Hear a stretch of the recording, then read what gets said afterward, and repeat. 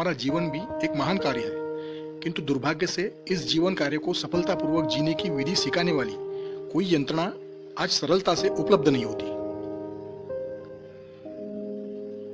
यही हमारी सामाजिक विफलता है कि अत्यंत दुर्लभ मनुष्य जन्म पाने वाले कोटि कोटि मनुष्यों का जीवन आज एक पशु से भी बदतर बन चुका है। पहले पशु तुल्य बन चुके मनुष्य को मनुष्य बनाना है ताकि आगे उस मनुष्य का ईश्वर में रूपांतर हो सके। यह कार्य आसान नहीं है, किंतु शुरुआत तो करनी होगी ना, क्योंकि असंभव भी नहीं है। हम सभी भारतीय ऋषियों की संतान हैं और उन्हीं दिव्य ऋषियों की प्रेरणा एवं आशीर्वाद से हमें यह महान कार्य करना है। हमारे उपनिषद कहते हैं, हर जीवात्मा यह उस परमात्मा का ही सूक्ष्म अंश है जो इस विश्व का सृजन, पालन एवं संहार करता है। एक अज्ञात योजना द्वारा उस परमात्मा ने विभिन्न जीव के रूप में जन्म लिया और यह सृष्टि चक्र प्रारंभ हुआ। परमात्मा द्वारा प्रत्येक जीव को स्वतंत्र बुद्धि प्रदान की गई, जिसके उपयोग से वह अपना जीवन यापन कर सके। इसी बुद्धि के कारण जीवात्मा में अहंकार पैदा हुआ और प्रत्येक जीव अपने आप को स्वतंत्र समझने लगा। जीवों में उपजे काम, क्रोध, लोभ आदि विकारों के कारण अहंकार की चादर मोटी होती चली गई। इसी चादर के कारण जीव अपना शिवत्व भूलता चला गया।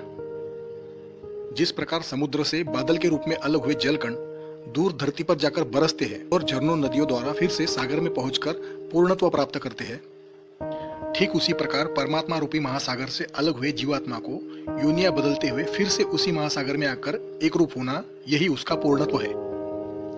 जीवात्मा का प्रवास करते हुए अंततः परम तत्व में विलीन होने को ही मोक्ष अथवा परम पद कहा गया है। जीवात्मा का परम तत्व में विलीनीकरण का मार्ग सुकर हो, इसीलिए उसे उसकी अंतिम मनुष्य योनि में अन्य जीवों की तुलना में अनेक विशेषताएं प्राप्त होती है। कोशाग्र बुद्धि, विवेकशीलता, शारीरिक क्रियाशीलता आदि अनेक विशेषताओं द्वारा जीवात्मा ने अपने मोक्ष के लिए प्रयास करना, यही मनुष्य जीवन का उद्देश्य है। इतिहास पूर्व काल में तत्कालीन समाज को मनुष्य जीवन का यह उद्देश्य बताकर समाज द्वारा वैसे प्रयास कराने वाली व्यवस्था अस्तित्व में थी, किंतु कालांतर से वह व्यवस्था धीरे धीरे नष्टप्राय हो गई, जिस कारण जीवन उद्देश्यों को लेकर समाज में घोर अज्ञान छा गया। इसी कारण लोभ, मोह, मद, मत्सर आदि विकार बढ़े और प्राकृतिक संसाधनों, संपत्ति, साम्राज्यों आदि को लेकर रक्तपात होने लगे। तब लोगों ने मोक्ष प्राप्ति के बजाय संपत्ति, सत्ता, प्रभुता आदि को जीवन का उद्देश्य मानना शुरू कर दिया। वही संस्कार आज तक चल रहा है। लाखों योनि में प्रवास करने के बाद, पुण्यार्जन करने के उपरांत जीवात्मा को मनुष्य योनि प्राप्त होती है, किंतु वह मनुष्य जन्म पाकर भी अज्ञानवश मोक्ष प्राप्ति के लिए प्रयास नहीं करता।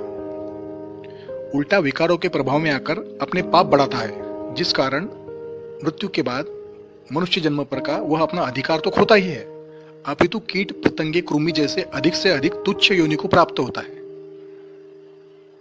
अब तक हमने जो बातें कही उन पर लोग प्रश्न उठा सकते हैं, जो कि स्वाभाविक है, किंतु प्रश्नकर्ताओं को यह समझना होगा कि यह ज्ञान भी उन्हीं सनातन ऋषियों की देन है, जिनके दिए ज्ञान पर ही आज का विज्ञान और तकनीकी युग खड़ा है। हमें बताना होगा कि जिन विदेशी विचारवंतों एवं खोजकर्ताओं पर आज के भारत में बसे इंडिया को नाज है, उन विद्वानों का प्राचीन भारतीय ज्ञान विज्ञान को लेकर क्या मत रहा है। प्रोफेसर हेरेन हिस्टोरिकल रिसर्चेस नामक पुस्तक के दूसरे भाग में लिखते हैं, केवल एशिया खंड ही नहीं, यूरोपीय लोगों के समस्त ज्ञान एवं धर्मों का उगम भी भारत से ही हुआ है। Mrs Manning ancient and middle age India नामक ग्रंथ में लिखती है, प्राचीन भारत के मन एवं बुद्धि की उड़ान इतनी ऊंची और लंबी पहुंच चुकी है, जितनी अब तक विश्व के किसी भी राष्ट्र की पहुंच नहीं पाई है। एडिनबरो रिव्यू अक्टूबर 1872 के अपने अंक में लिखता है, विश्व के ज्ञात इतिहास में जो प्राचीन समझी जाने वाली सभ्यता है, उनके उदय से पूर्व प्राचीन भारत का संस्कृति सूर्य अपने मध्याह्न काल पर पहुंच चुका था। सभ्यता एवं सुधारों के संदर्भ में अब तक कोई भी राष्ट्र भारत को हरा नहीं सका है। यही नहीं, ऐसे असंख्य प्रमाण आज भरे पड़े हैं, जिनके द्वारा विश्व भर के विद्वान प्राचीन भारतीयों के ज्ञान विज्ञान एवं तत्व ज्ञान का लोहा मानते दिखाई पड़ते हैं। अतः हमें सभी को चाहिए कि हमारे प्राचीन प्रज्ञा संपन्न ऋषि मुनियों ने मानव समाज के उत्कर्ष हेतु प्रदान किए गए ज्ञान विज्ञान से लाभ उठाकर अपना एवं अपने देश का फिर से उत्कर्ष साध्य करें।